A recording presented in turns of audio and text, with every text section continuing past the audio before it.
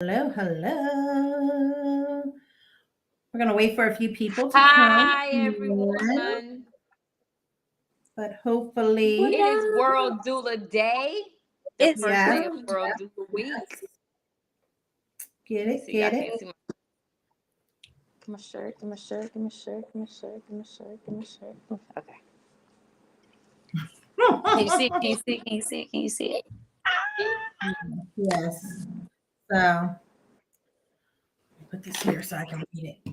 All right, all right, all right.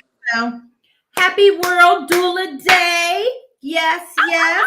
Whoop, whoop, whoop, whoop. Woohoo! Hey all, today is World Doula Day, so we're just hopping on real quick just to talk a little bit about doulas, what we do, why we do. I'm Nicole Hunter, founder and owner of Bloom Birthing and Fertility. I help women clear mental, emotional, and physical space to get pregnant and sustain their pregnancies through birth as a fertility and birth doula. I'm also a childbirth educator, placenta encapsulator, and a doula mentor. I serve the Charlotte, North Carolina area in person and everybody else virtually around the world.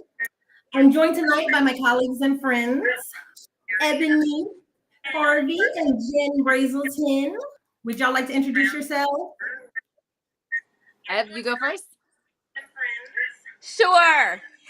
Do one of y'all have some volume up somewhere? I hear it repeating back to us. Yes, I have the Instagram on as Mute it. well.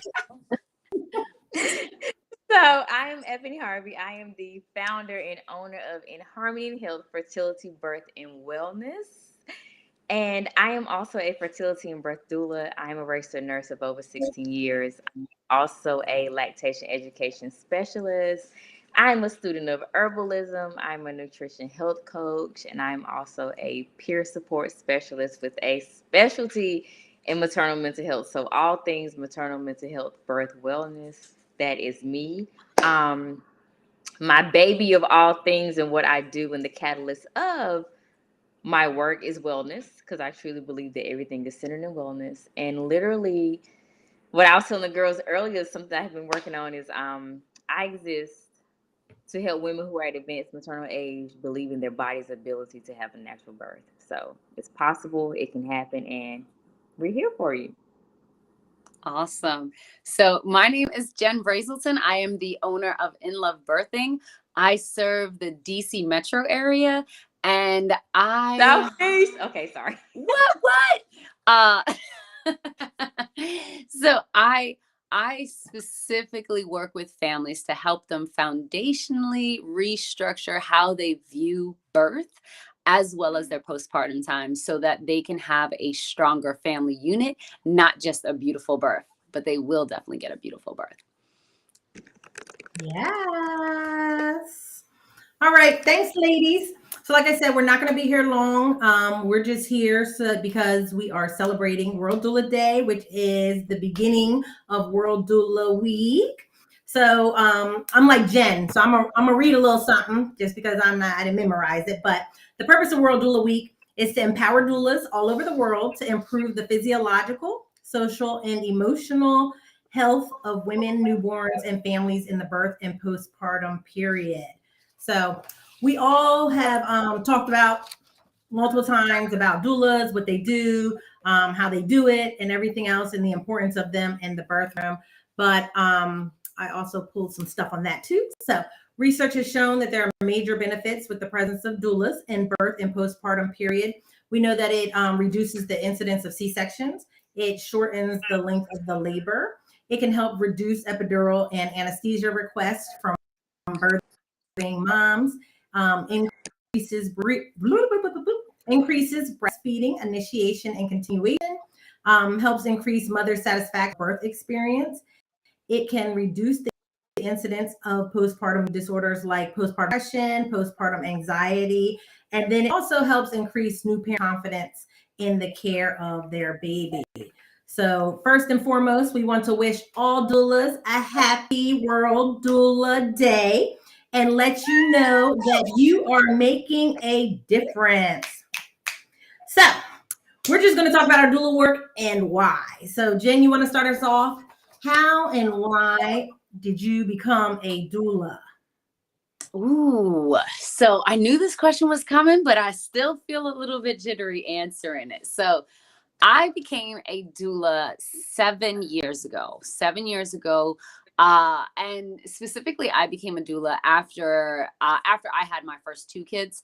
And what I did during those two pregnancies was I really got down to the nuts and bolts about like how to restructure how I would perceive birth, and that's exactly what I do in the birth world now and stuff like that. Like I went through um I specifically, it's because I have such a difficult background. I come from a hyper aggressive background. And so I understood that I would enter the birth room and want to like grab my husband and explain to him why he was the cause of all my, distress. And I didn't want to cuss him out on my baby's birthday. So, like I specifically, had to reimagine what birth could be. And so that's what I provide to the birth world now. Yes. How about you, Miss Ebb? Well, I'm not going to make up a story and say, oh my God, I woke up and like the ancestors were calling me and like they told me to be a doula. 'Cause that is not real life. That is not what happened. Um, Truth is, I remember I was working as a nurse in the adult ICU. I had no doula, nothing on my mind. I'm just living my best life. I come into work one day and they're like, Ebony, your patient's having a baby today. And I was like, okay. So that was my first experience with deliveries outside of my family and friends. Just literally like being the only person there with this patient having a baby. Like that was a lot. Intubated patient in the ICU. And I just remember thinking from that experience, it has to be another way. Then, life continued to move on. And, as a Black woman in America, I'm just learning about all the things health, wellness, maternal health, reproductive health, and just getting into learning about the Black maternal health crisis, everything that's happening. And I'm just like, whoa, what's going on? And then I was met face to face when my niece actually was pregnant and she was diagnosed with preeclampsia late. Basically, she wasn't being managed. Once she got to the hospital and immediately after she had the baby, she started to show a lot of symptoms of magnesium toxicity. And just really quickly, magnesium is a drug used to manage preeclampsia when you're in labor. But they weren't monitoring her, and I kept asking and asking and asking. I felt like I was in Twilight Zone because I'm like, am I going crazy? Is it me? Maybe I'm making this up. It's not because I'm Black. They just don't know any better. They're new. All the things, right? But they just weren't listening to me. And long story short, my niece almost died from a magnesium-induced cardiac arrest. So basically, the magnesium levels in her blood was crazy elevated. And she almost died simply because they wouldn't listen to what I was telling them. They didn't even want to draw blood. I had to beg to get that done. And that was the moment that it clicked. And I was like, okay, I have no other choice. Like, I have to do something. I have to talk to people. I have to make sure this is known. I have to help people because literally it's a weird feeling when you feel like somebody's going to die right before you and you can prevent it, but nobody's listening to you. It's almost like if you're saying like let's say you knocking on doors like, y'all, Jesus is outside, like he's here, and like nobody's like listening, and you're like, but no, like I'm telling you. So it's just, and that was the pivotal moment for me because I was like, she literally almost died and y'all acted like it wasn't even a big deal. So we got to make that a whole topic because I think those near misses are important to talk about. Right. So we need to see if your niece will join us one day.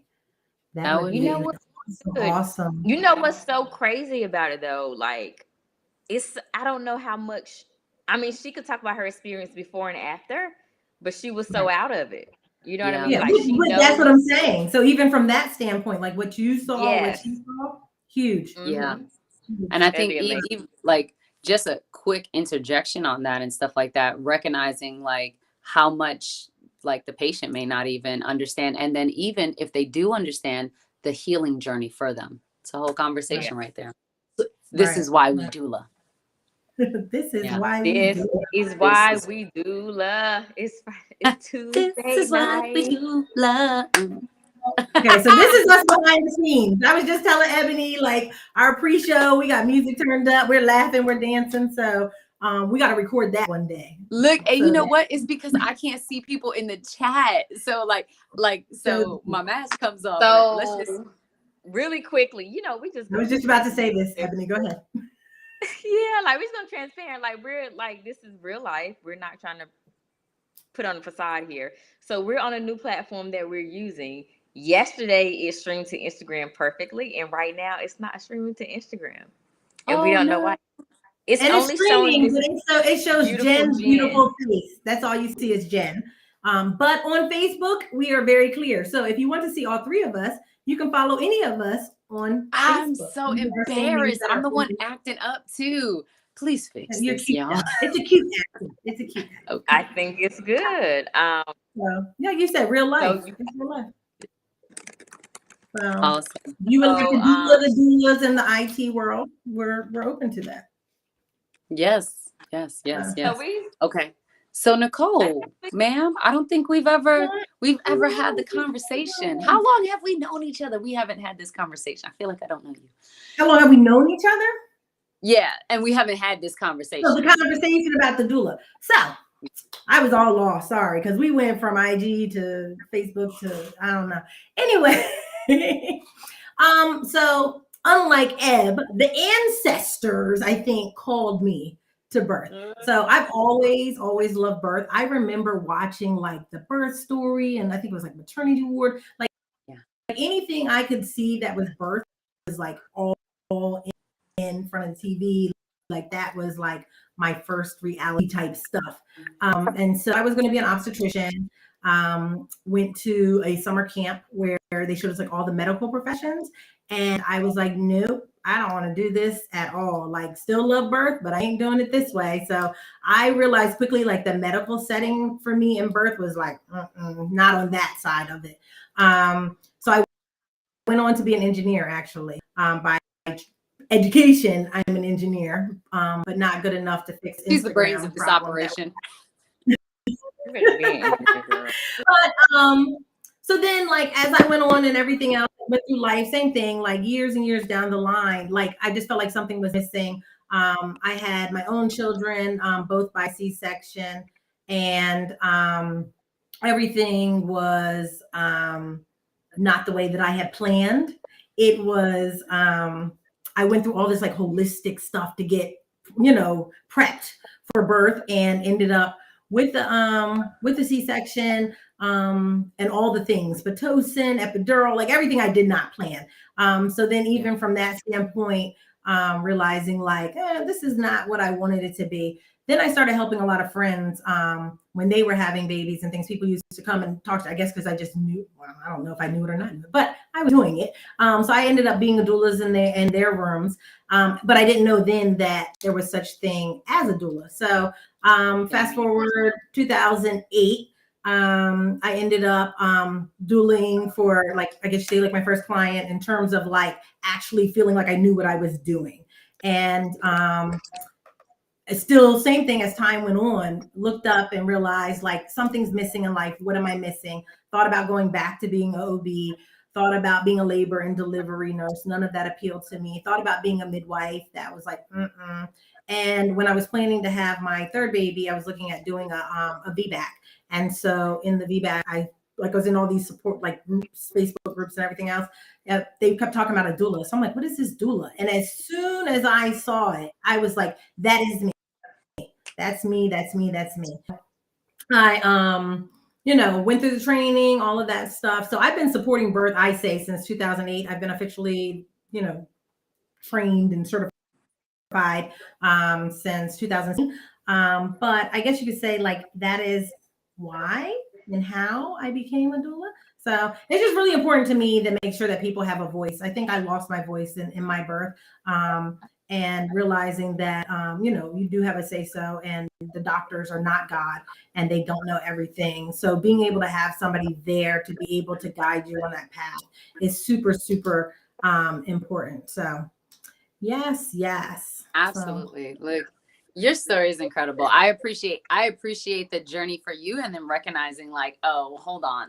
let me stand in the gap for others. And that's, you know, that's really what we do. We stand in the gap and we help people to cross over that, you know, that great big chasm, you know what I mean? Like people see birth as like, this big thing. And it's like, no, like it could really just be like, birth really can be just a couple stone hops, you know what I mean? Like, yeah, like, are you gonna get wet? You know what I mean? Like, is it gonna be a challenge? Sure, you know, but it's a whole lot easier when you have somebody who's gonna walk with you and guide you through it and stuff like that. So thank y'all for being a doula, for standing in the gap. And you guys have all stand in the gap for me and my challenges and stuff like that. So I feel like you guys are a complete blessing to my life. So I'm really, really grateful for you both. And sometimes I think that's what the calling is, standing in the gap. Yeah. Because I feel like that's what it was for me. So that's why I say, you know, I didn't feel like it was a different kind of calling for me, I guess, so to speak. Because I was living my best travel nurse life as far as I was concerned. You're right. Yeah. Be a travel doula. It's okay. Ooh, be a travel doula. Come to the East Coast, Eb, just for a little while. I'm there. I'm there. That's a thing. So, but that's all we were hopping on for tonight. So we thank y'all for joining us. And next week we will be back at our regularly scheduled day and time. So we will be talking about pregnancy and with multiple sclerosis, and we will have a guest with us. And so we will see y'all next Wednesday. Just in case you missed us at the beginning, my name is Nicole Hunter. I am the founder and owner of Bloom Birthing and Fertility. I am a fertility and birth doula, childbirth educator, placenta encapsulator, and doula mentor. I live in the Charlotte, North Carolina area, but I around the world. Anybody awesome. else? And I am Jen Brazelton. I am Jen Brazelton, owner of In Love Birthing, and I serve the DC, Maryland, and Virginia area. I help families foundationally restructure their vision for their postpartum and their birthing time so that they can be stronger together. And I am Ebony Harvey. I serve the Los Angeles and surrounding areas. So I'm holding down the West Side. And so I am all things fertility, birth, and wellness, but my focus is definitely wellness and women of advanced maternal age. So follow us all. Jen is at In Love Births on Instagram. Nicole is at bloom.birthing.fertility, and I'm at asknurse.eb. So have a good night. Have a great night.